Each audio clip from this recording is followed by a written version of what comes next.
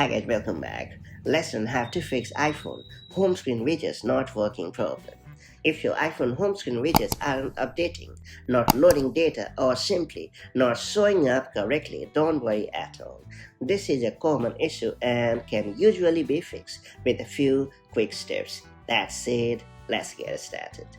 So first and foremost, I will recommend you to make sure that the app connected to the widget has the required permissions. Just open the Settings app on your device.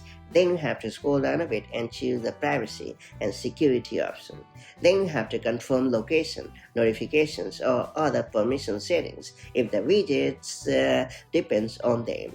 Also, ensure that background app refresh is enabled by navigating to the Settings app, General, Background app refresh and enabling it for the relevant apps. This helps widgets fetch real-time information even when the app isn't open. It's worth highlighting that if the widgets still don't behave correctly, a very effective solution is to reset the home screen layout on your iPhone. This resets the icons and layouts to default and removes layout conflicts that may prevent widgets from rendering properly.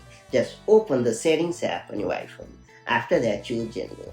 Then you have to scroll down to the bottom of the screen and choose Transfer or Reset iPhone option. Then you have to select the Reset option. After that, hit Reset Home Screen Layout option and confirm your choice. And once the layout resets, restart your iPhone. After the restart, go back to your home screen and long press to add your widgets again. This often resolves most widget display issues instantly. And that's about it. So that's how you can easily fix iPhone home screen widgets not working problem in iOS 26 Solid, or for that matter most modern iOS versions. If you found this video helpful, make sure to like and share it, and do subscribe for more such handy iPhone tips and tricks, and I'll catch you up in the next one.